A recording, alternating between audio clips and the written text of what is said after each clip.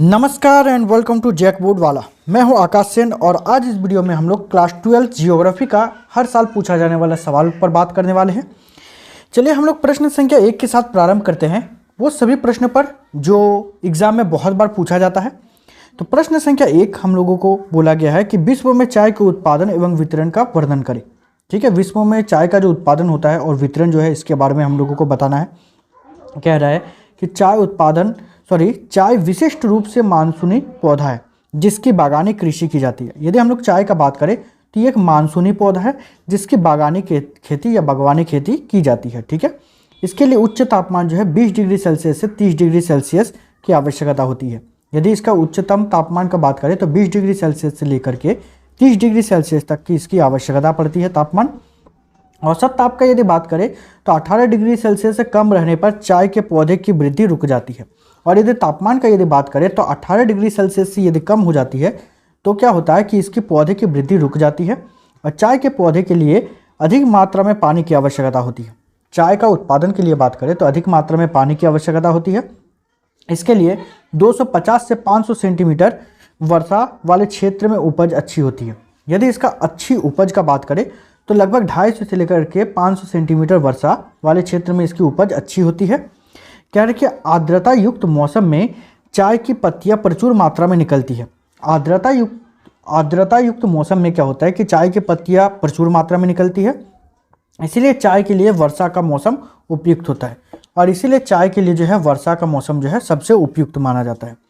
कह रहे कि वर्षा के अभाव में सिंचाई करना आवश्यक होता है। यदि बात करें तो वर्षा के अभाव में जो है सिंचाई करना भी यहाँ पर आवश्यक हो जाता है। कह रहे कि चाय के पौधे की जड़ों में पानी नहीं जमना चाहिए, इसीलिए पहाड़ों की ढलानों पर सीढ़ी नुमा खेती की जाती है। यदि बात करें तो चाय के जो पौधे होती है उसको जड़ों में पानी नहीं जमना चाहिए होता है और इसी के कारण जो है ढलान वाले क्षेत्र में जो है इसका खेती ज़्यादातर की जाती है। इसके लिए हल्की तथा गहरी बलुई मिट्टी जिसमें पोटास, लोहा तथा जीवांश की मात्रा ही सर्वश्रेष्ठ होती है। और इसके लिए यदि हम बात करें तो हल्की और गहरी बलुई मिट्टी चाहिए होता है। इसमें थोड़ा बहुत पोटास की मात्रा होनी चाहिए, लोहा की मात्रा होनी चाहिए और जीवांश की मात्रा भी थोड़ी बहुत होनी चाहिए होती है। ठीक है, यदि इसका हम लोग वितरण का बात करें तो कह रहा है कि जलवायु की दृष्टि से चाय उत्पादन 40 डिग्री से 50 डिग्री उत्तरी और दक्षिणी अक्षांशों तक किया जा सकता है। यदि बात करें इसमें चाय उत्पादन का तो 40 डिग्री से 50 डिग्री उत्तरी और दक्षिणी अक्षांशों तक किया जा सकता है, परंतु अंतर्राष्ट्रीय क्वालिटी की चाय मुख्यतः दक्षिण पूर्वी एशिया के देशों में ही प्राप्त की जा सकती है या प्राप्त की जाती है। यदि हम लोग बात करें तो लेकिन बहुत ही अच्छी क्वालिटी का या अंतर्राष्ट्रीय क्वालिटी का यदि बात किया जाए तो वैसी चाय जो है दक्षिण पूर्वी एशिया के देशों में ही प्राप्त की जाती है। कह रहा है कि चाय के प्रमुख उत्पादक देश चीन, भारत, बांग्लादेश, श्रीलंका, इंडोनेशिया, ताइवान तथा जापान है। यदि बात करें तो चाय का प्रमुख उत्पादन देश जो है ये सभी देश है, जैसे चीन, भारत, बांग्लादेश, श्रीलंका, इंडोनेशिया, ताइवान और जापान है, ये सब है। कह रहे कि विश्व के समस्त चाय उत्पादन का 53% भारत में, श्रीलंका में 27%, इंडोनेशिया तथा जापान में 11% होती है। पूरे वर्ल्ड में जितना भी चाय का उत्पादन होता है उसका 53% भारत में उत्पादन होता है, श्रीलंका में 27%, जापान और इंडोनेशिया में 11% और थोड़ी मात्रा में चाय दक्षिणी म्यांमार, फिजी द्वीप, उसके बाद मलेशिया, हिंद चीन, Brazil, Jamaica, Kenya, Uganda, Nyasaland, Tanzania तथा नेपाल में भी उत्पादन की जाती है। ठीक है, आगे जो प्रश्न हम लोगों का एग्जाम में बहुत बार आया हुआ है वह है चलवासी पशुचारण और वाणिज्यिक पशुधन पालन में अंतर स्पष्ट करें।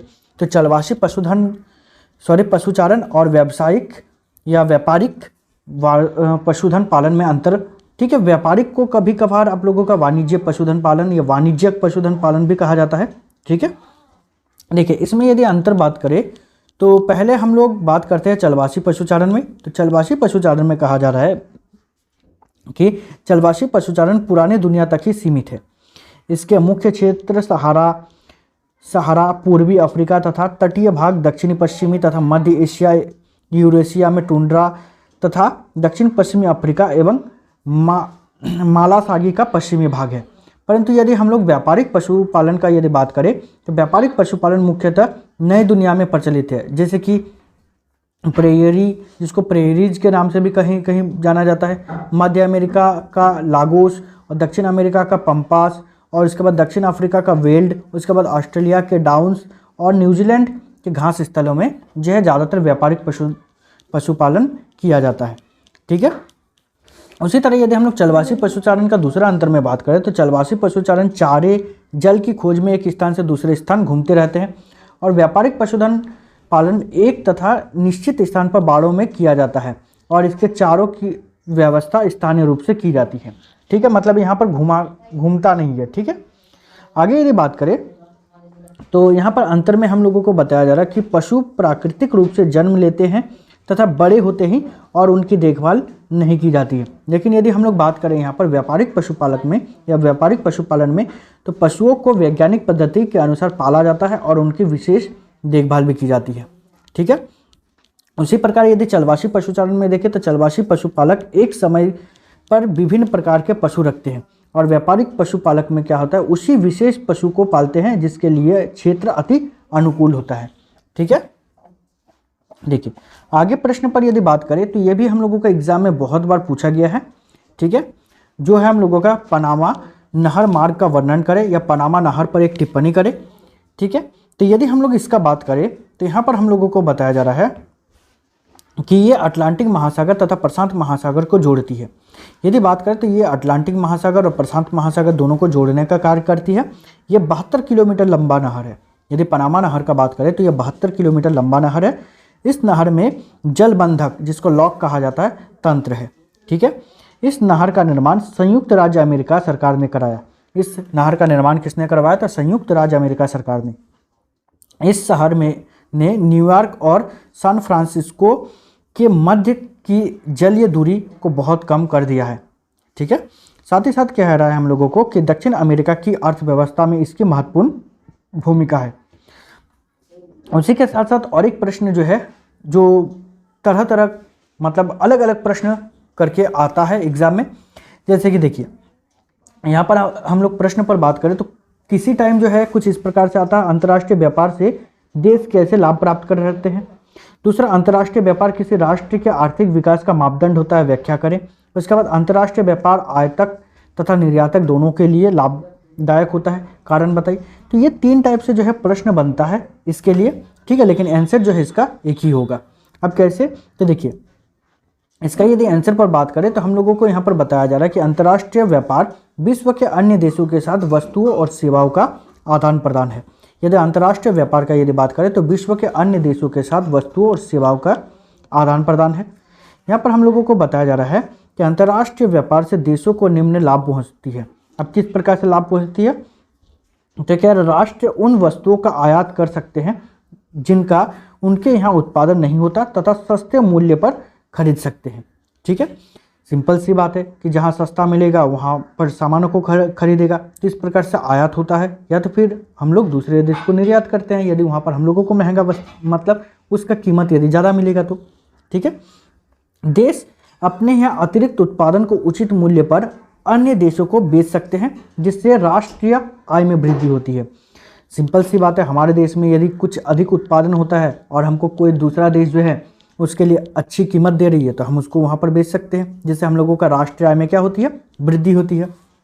अंतर्राष्ट्रीय व्यापार से देशों में आपसी सहयोग और भाईचारा बढ़ता है, और अंतर्राष्ट्रीय व्यापार से क्या होता है? देशों में आपसी सहयोग भी बढ़ता है और भाईचारा भी बढ़ता है। उसी के साथ साथ हम लोगों को बताया जा रहा है कि देश अपने विशिष्ट उत्पादन का निर्यात कर सकते हैं, जिससे विश्व अर्थव्यवस्था में सुधार आता है। ठीक है।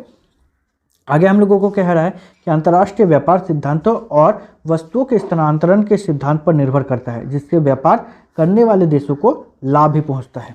ठीक है। तो ऐसे ही और भी बहुत सारे क्वेश्चन है जो एग्जाम में बहुत बार पूछा जाता है। यदि आप लोगों को वो सभी क्वेश्चन चाहिए, यदि आप लोगों को उसका आंसर भी चाहिए, तो चैनल को सब्सक्राइब कीजिएगा और मेरा मोटिवेशन लेवल को बढ़ाने के लिए अपने फ्रेंड के साथ शेयर भी कीजिएगा। ठीक है। तो इस वीडियो में इतना ही, मिलते हैं नेक्स्ट वीडियो में, तब तक के लिए बाय, थैंक यू।